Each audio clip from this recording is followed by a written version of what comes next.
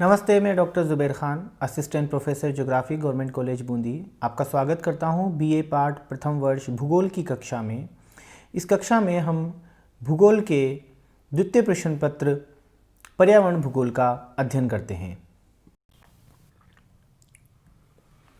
शोर प्रदूषण का तात्कालिक प्रभाव अत्यधिक शोर होने पर ही दिखाई देता है, किंतु निरंतर होने वाले सामान्य शोर से भी मानव के शारीरिक व मानसिक स्वास्थ्य को हानि होती है।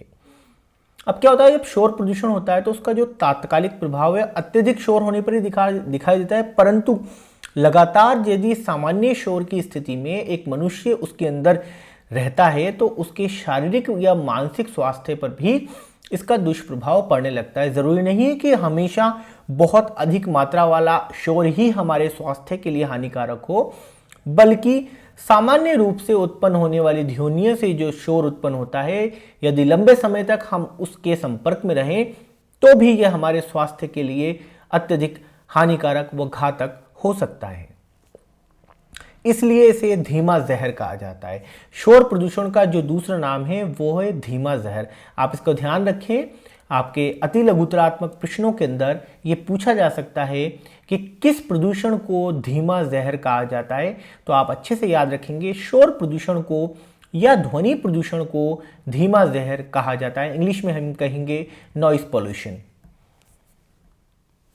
शोर का सर्वाधिक दुष्प्रभाव हमारी श्रवण शक्ति पर पड़ता है, अर्थात हमारी सुनने की क्षमता पर शोर प्रदूषण का सबसे ज्यादा हानिकारक प्रभाव पड़ता है।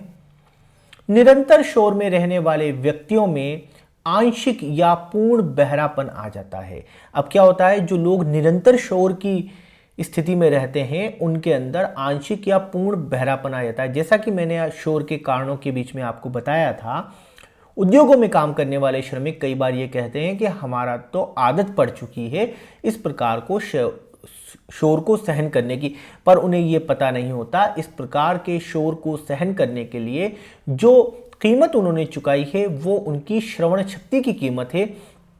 कई बार ऐसे व्यक्ति धीमी आवाजों के अंदर की गई बातों को सुन नहीं पाते क्योंकि उनके अंदर आंशिक बहरापन आ जाता है, और कई स्थिति में ऐसा होता है कि कई सारे व्यक्ति जो इस प्रकार की तीव्र ध्वनियों में या अत्यधिक शोर की स्थिति में रहते हैं पूर्ण रूप से अपनी श्रवण शक्ति को खो देते हैं और बहरे हो जाते हैं। अत्यधिक शोर से कान के पर्दे फट जाते हैं। यदि अत्यधिक शोर हो, अचानक शोर हो, तो कई बार ऐसा होता है कि एकदम से कान के पर्दे फट जाते हैं।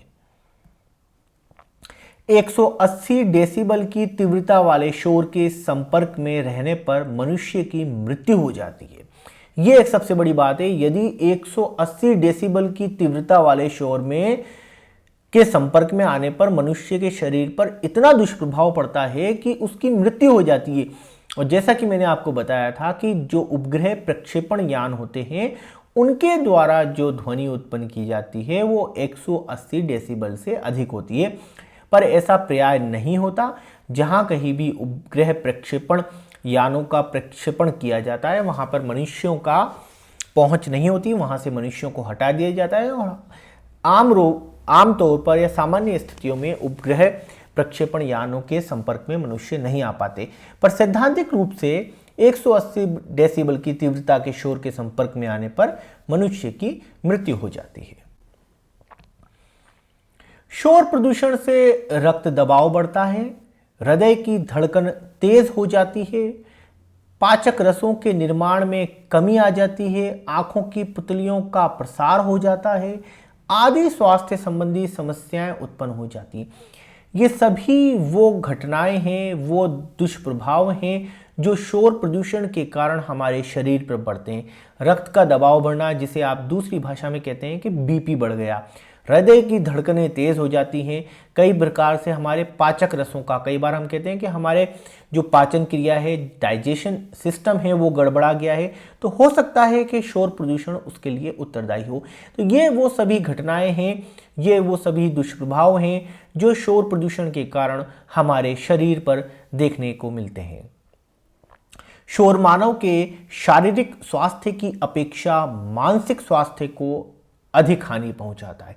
अब ये देखा गया है शोर के कारण जो स्वास्थ्य पर दुष्प्रभाव पड़ते हैं वो शारीरिक स्वास्थ्य की अपेक्षा उसके मानसिक स्वास्थ्य पर अधिक होते हैं। मतलब शोर के कारण जो दुष्प्रभाव देखे गए हैं वो मानसिक रूप से ज्यादा देखे गए हैं। तीव्र शोर से नींद में बाधा उत्पन्न होती है। जहां कहीं भी तीव्र आवृत्ति की ध्वनियां उत्पन्न होती हैं जो शोर प्रदूषण फैलाती हैं, उनसे नींद के अंदर बाधा उत्पन्न होती है। एक गहरी नींद में सोए हुए व्यक्ति को यदि शोर के कारण उठा दिया जाए तो उसके मानसिक रूप से उसके जो स्वभाव में चिड़चिड़ापन आ जाता है। कई बार आप देखते हैं छोटे बच्चे होते हैं वो गहरी नींद में सोते होते हैं, पटाखा चलने की वजह से वो उठ जाते हैं तो अचानक से वो रोने लगते हैं और लगातार उनके स्वास्थ्य में और उनके स्वभाव में इस प्रकार से चिड़चिड़ापन उत्पन्न हो जाता है। शारीरिक एवं मानसिक रूप से स्वस्थ रहने के लिए पूरी व गहरी नींद आवश्यक होती है। दूसरी ओर शारीरिक और खास तौर से मानसिक रूप से स्वस्थ रहने के लिए एक गहरी और पूरी नींद की आवश्यकता होती है। यदि लगातार मानव के आसपास के क्षेत्रों में या उसके निवास स्थान के क्षेत्र में लगातार शोर प्रदूषण पाया जाता है तो वो अच्छी नींद नहीं ले पाता, जिससे कि उसके स्वास्थ्य पर दुष्प्रभाव पड़ने लगते हैं। अनिद्रा से ग्रस्त रोगियों की संख्या में निरंतर वृद्धि का प्रमुख कारण शोर है। वर्तमान समय में ऐसा देखा गया है, ज्यादातर लोग खासतौर से महानगरीय क्षेत्रों में रहने वाले लोग लगातार इस प्रकार की शिकायतें लेकर सामने आ रहे हैं कि उनको अनिद्रा की बीमारी हो चुकी है, उन्हें एक अच्छी नींद नहीं आती, एक गहरी नींद नहीं आती। इसके लिए जो प्रमुख कारण उत्तरदायी है वर्तमान समय में वो है शोर प्रदूषण। अनिद्रा से मानव की कार्यक्षमता पर प्रतिकूल प्रभाव पड़ता है। जब कभी भी एक अच्छी और गहरी नींद नहीं आएगी, नींद पूरी नहीं होगी, इससे मानव के निसंदेह स्वास्थ्य पर प्रभाव पड़ेगा, अपितु उसकी कार्यक्षमता पर भी प्रतिकूल प्रभाव देखने में सामने आया है। व्यक्ति चिड़चिड़ा, बेचैन, क्रोधी, क्लांत तथा तनावग्रस्त हो जाता है। जब कभी भी उसको पूरी नींद नहीं आती किसी व्यक्ति को तो उसके अंदर चिड़चिड़ापन, बेचैनी, बार बार गुस्सा आना, तनावग्रस्त रहना अर्थात टेंशन में रहना, इस प्रकार की समस्याएं उसके स्वास्थ्य में उत्पन्न होने लग जाती हैं, उसके स्वभाव में उत्पन्न होने लग जाती है, जो आगे चलकर उसके लिए अत्यंत घातक होती है। न केवल शारीरिक रूप से अपितु उसके मानसिक स्वास्थ्य के लिए भी इस प्रकार की जो बीमारियां हैं, इस प्रकार के जो उसकी स्वभाव में परिवर्तन आए हैं वो घातक होते हैं। शोर के कारण मनुष्य की एकाग्रता भंग होती है। जब कभी भी हम एकाग्रचित मन से पढ़ने बैठते हैं या एकाग्रचित मन से हम ध्यान लगाते हैं, आसपास के क्षेत्रों के अंदर उत्पन्न होने वाले शोर से हमारी एकाग्रता भंग हो जाती है, अर्थात हमारी कंसंट्रेशन टूट जाती है। जब कभी भी हम पढ़ाई करने बैठते हैं तो ऐसा लगता है कि आसपास जैसे बाजे बज रहे हैं, यदि पटाखे फूट रहे हैं तो हमारी पढ़ाई के अंदर से मन एकदम से विचलित हो जाता है, क्योंकि हमारी एकाग्रता भंग हो जाती है। अतः एक शांत वातावरण आवश्यक होता है एकाग्र मन रखने के लिए, एकाग्रता को बनाने के लिए। अध्ययन, मनन, चिंतन के लिए शांत वातावरण का होना अत्यधिक आवश्यक है। अब बात करते हैं अध्ययन के लिए, मनन के लिए, चिंतन के लिए। ये सभी मानसिक क्रियाएं होती हैं। इसमें हमारे मानसिक रूप से एकाग्रता का होना अत्यंत आवश्यक है और एकाग्रता को बनाने के लिए एक शांत वातावरण सबसे ज़्यादा ज़रूरी चीज़ होता है। और शोर प्रदूषण इसका सबसे बड़ा दुश्मन कहलाया जा सकता है कि शांति का जो सबसे बड़ा दुश्मन है वो शोर है। जहां कहीं भी शोर होगा वहां कभी शांति व शांत वातावरण उपलब्ध नहीं रहेगा। न्यूरोटिक व्यक्ति उच्च ध्वनि के प्रति अधिक संवेदनशील होते हैं, अतः शोर प्रदूषण से उनके पागल होने की संभावना अधिक होती है। न्यूरोटिक व्यक्ति ऐसे व्यक्ति जो कि ध्वनियों के प्रति अधिक संवेदनशील होते हैं, यदि वो शोर के संपर्क में आते हैं तो उनकी मानसिक स्थिति इतनी बिगड़ जाती है कि उनके पागल होने की संभावना बढ़ जाती है। शोर प्रदूषण का शिशुओं तथा स्त्रियों पर अधिक प्रभाव पड़ता है। छोटे बच्चों पर शोर प्रदूषण का ज़्यादा प्रभाव पड़ता है कि उनका अंदर चिड़चिड़ापन आ जाता है। अनिद्रा के कारण, कई बार कच्ची नींद में से उठने के कारण उनके स्वभाव में भी कई बार तनावग्रस्त व चिड़चिड़ापन देखने को मिलता है। अर्थात शोर प्रदूषण का शिशुओं और स्त्रियों पर अधिक दुष्प्रभाव पड़ता है।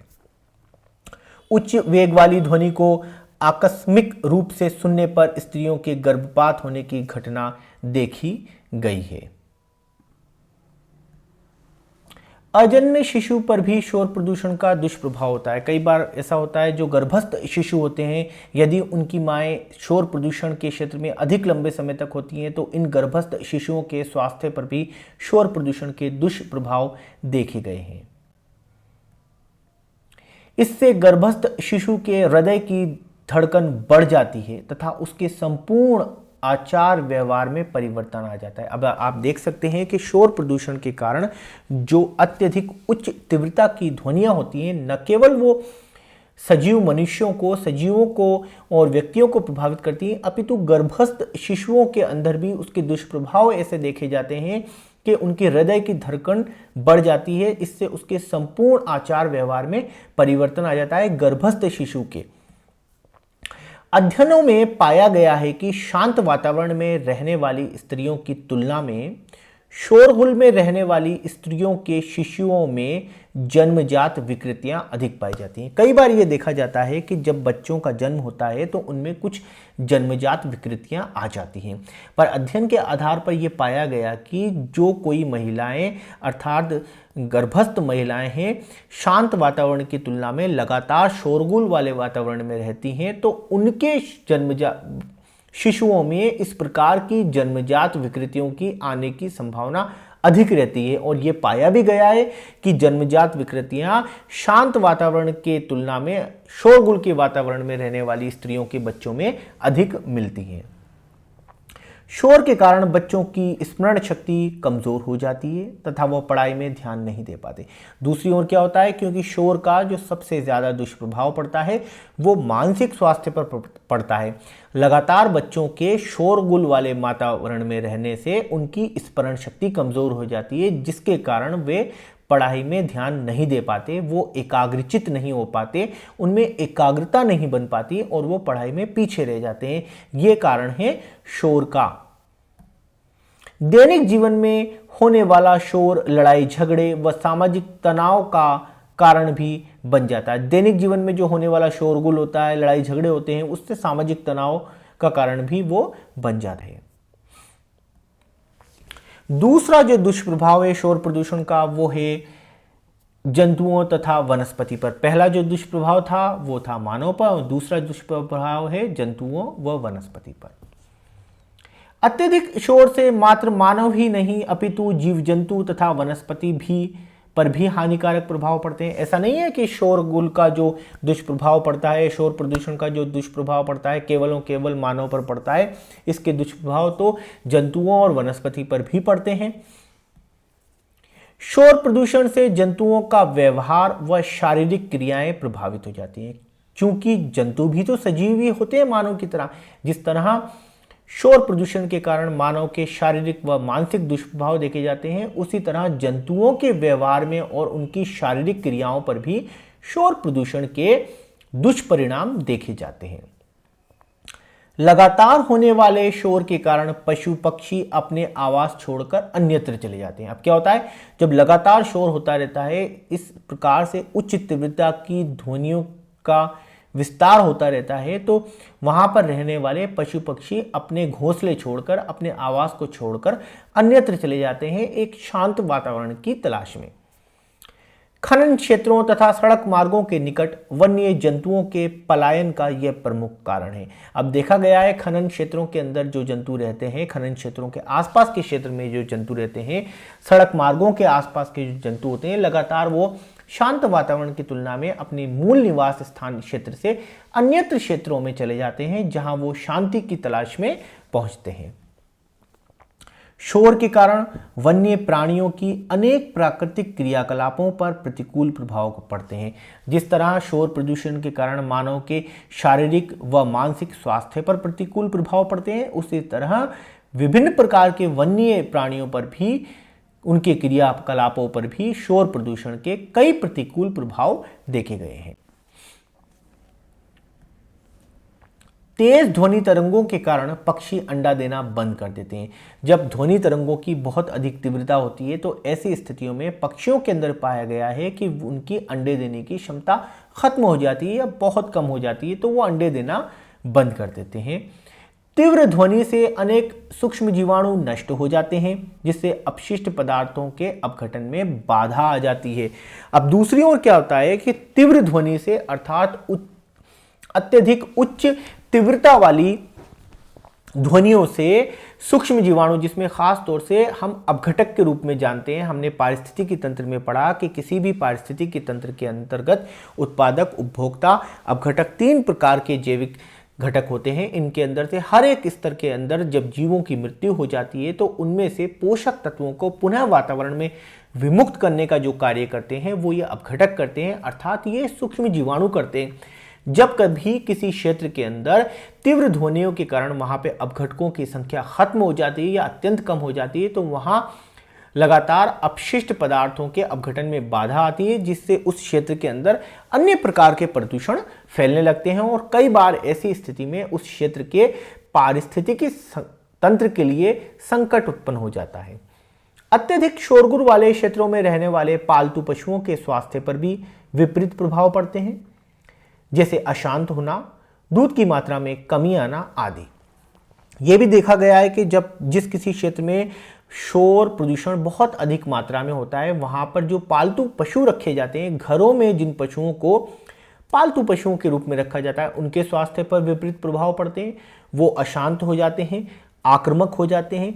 कई बार जो दुधारू पशु होते हैं, इस प्रकार के शोरगुल वाले वातावरण में उनकी दूध देने की क्षमता में कमी आ जाती है, वो कम मात्रा में दूध देने लगते हैं। तो ये सभी दुष्प्रभाव जंतुओं पर शोर प्रदूषण के देखे जा सकते हैं। जंतुओं के समान ही वनस्पति के विकास पर भी शोर प्रदूषण का प्रतिकूल प्रभाव पड़ता है। हम ये नहीं कह सकते केवल मानव और जीव जंतुओं पर ही शोर प्रदूषण का दुष्प्रभाव देखा जाता है, अपितु वनस्पति के विकास पर भी शोर प्रदूषण का प्रतिकूल प्रभाव सामने आया है और यह देखा गया है। इससे पौधों का विकास अवरुद्ध हो जाता है। कई बार देखा गया है अत्यधिक उच्च तीव्रता वाली ध्वनियों के कारण पौधों का विकास अवरुद्ध हो जाता है, पौधे अपना विकास सुचारू रूप से नहीं कर पाते हैं। इस अध्याय के असाइनमेंट के रूप में आपको शोर प्रदूषण का मानव एवं जीव जंतुओं पर पड़ने वाले दुष्प्रभाव का वर्णन करना है। इस प्रश्न का उत्तर आपको अधिकतम 200 शब्दों के अंतर्गत देना है। ये एक लघुतरात्मक प्रकार का प्रश्न है। धन्यवाद, आपने ये वीडियो अंत तक देखा। जल्दी ही नए अध्याय के नए वीडियो के साथ हम फिर मिलेंगे।